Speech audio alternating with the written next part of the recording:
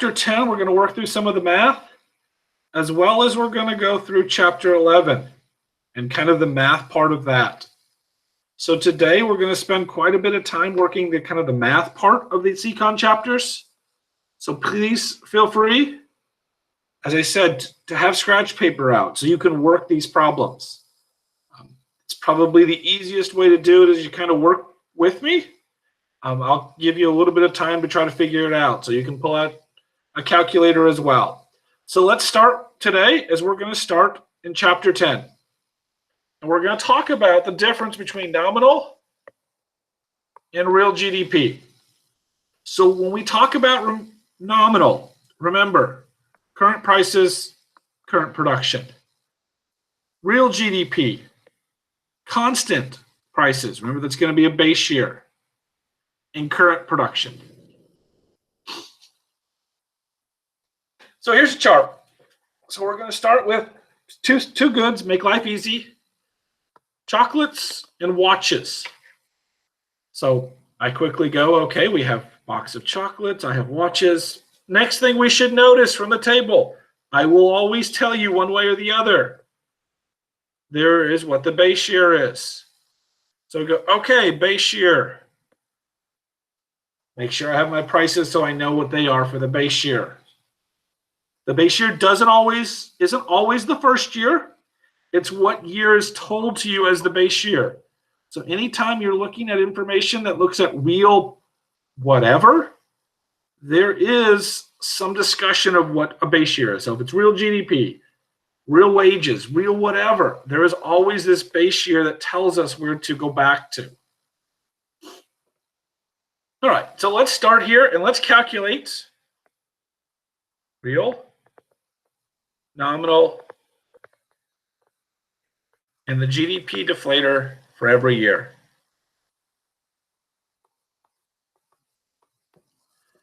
All right, so let's start with 2008. So the nominal GDP for 2008. 4 times 100 plus 50 times 10.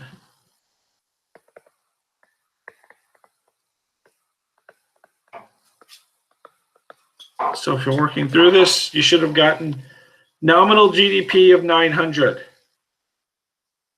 Next, we want to find real GDP. So remember the base year is 2009. So we're going to use 2009 prices. So real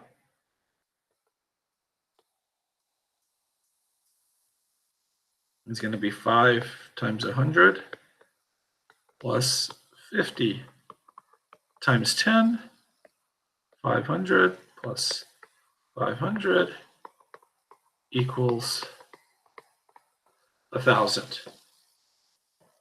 So now I have nominal and real.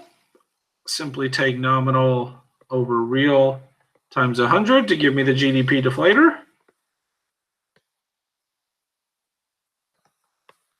Nominal over real times 100 gives us 90. So hopefully everyone worked through that and came up with the exact same answers. Part of what you need to do today is make sure you're doing this on your own. It's kind of easy when you see me do it, but work it yourself. Let's work on 2009. Nominal, real, GDP deflator.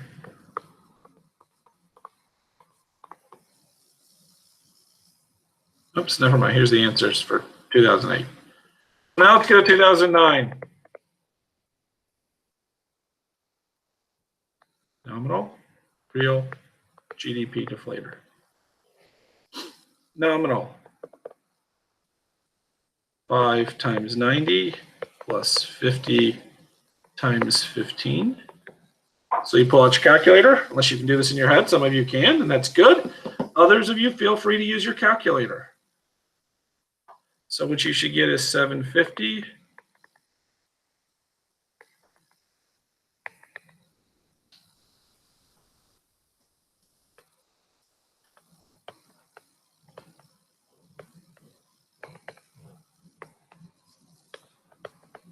450 plus 750, if I do my math right, is 1,200.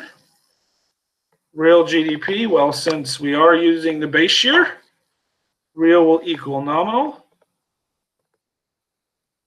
equals 1,200.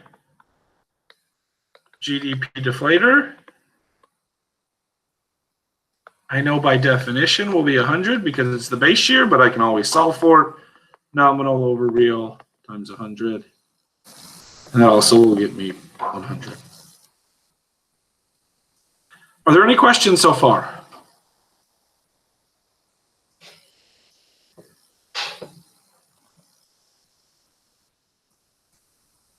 So here's the answers for those of you who are playing at home. So you should get the exact same numbers. Let's do 2010. So nominal, 5 times 100 plus 60 times 15. So I know that's 500 plus 900 equals 1,400. Real.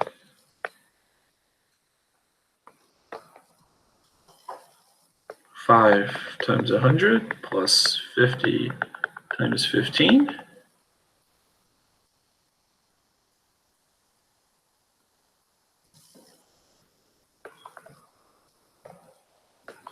$1,250. $1,250 divided by 1,400. Sorry, did that wrong. Nominal over real times 100.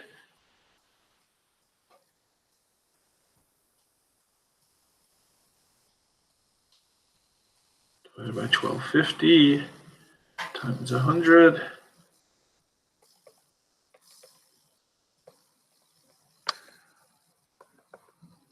Should give us 112.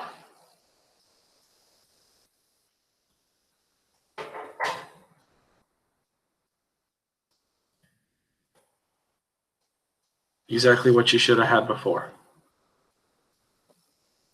2011, I'll let you kind of work yourself here. I'm not going to do it, so please work 2011 yourself. Give you just a few moments to try to come up with nominal, real, and GDP deflator.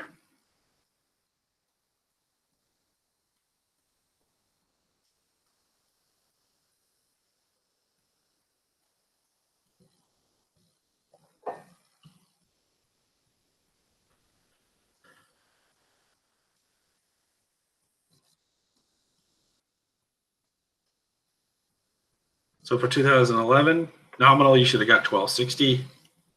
Real, 1,000. GDP deflator, 126. So here's kind of a summary of what you should have found. For each year, based on real GDP using 2009 prices.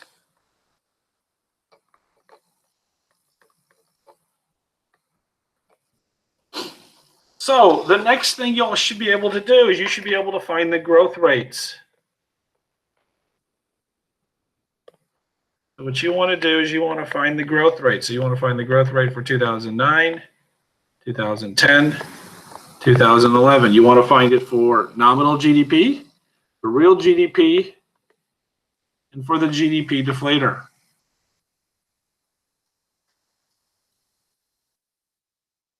Let's start with nominal. So you take 1,200, new minus previous, divided by previous times 100. I take 1,200 minus 900 divided by 900. 33% for nominal. It's going to be 20% for real. And it's going to be 11.1% for the GDP deflator, which is exactly what we got. So then you should do 2010. So we'll just do 2010 here. Should be 1,400 minus 1,200 divided by 1,200. So 16.7% for nominal. 1,250 minus 1,200 divided by 1,200. 4.17% for real. And then it will be 12% for the GDP deflator. Which it gives you here, it only does the real growth rate and the inflation rate. So let's do one more. Let's do 2011. Let's do it for all of them. So 1,260 minus 1,400 divided by 1,400 times 100 gives us minus 10%. So yes, it is possible to be negative. So you go, well, I got a negative number. That's not right. Yes, it can be right for growth rates. We cannot grow. We can actually shrink. And we'll talk about that later. We usually refer to those kind of situations as a recession. We're in one right now. If you look at the GDP for one quarter to the next, not always has it been growing. If you go, when you look in the second quarter, I think GDP was like down 40%, which is like astronomical. And we've grown since then, but when we started the pandemic, it was very, very small. And it was in fact negative. And so you should go through and solve for each of those. And if you did, we got, these are the numbers. So I kind of went through an example of how to solve for all the possible kind of math questions that are available in chapter 10. That's just kind of something you will need to work through. Some of you will get it right away. Some of you are going to need lots of practice. So what you can do for practice is find yourself a partner. Find someone else in this class and say, hey, why don't we work 2008 as the base year, and 2010 as the base year, and 2011 as the base year, and see what we end up with for real GDP, what we end up with growth rates. For real GDP, what we end up with the GDP deflator.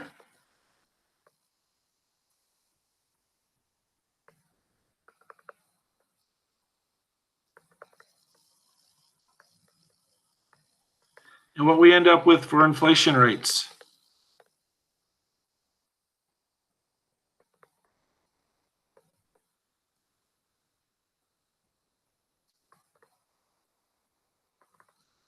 So you can go through and you can work each of these problems using different base years.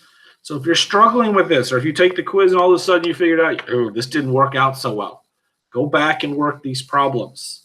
You don't have to find the nominal GDP because that's always the same. That doesn't change year to year.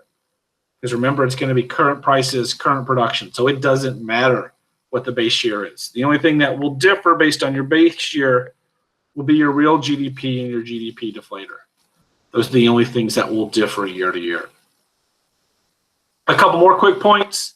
Just a reminder, the GDP deflator is an index variable. That means there's no dollar sign next to it, just a number. And then as always, when you're taking the test or your quiz, pay attention to the base year. It does not have to be the first year.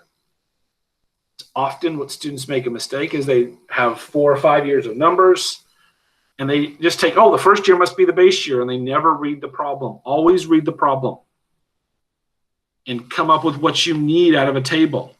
So the first thing you should need out of any table is a base year. So if you're working this at home and you're working your scratch paper and you can't draw on the screen, I would have base year 2019 written down, or base year 2009, and be done with from there and work from there and go, okay, now I can solve the problems. Okay, but make sure you identify always what the base year is. All right, are there any questions for chapter 10?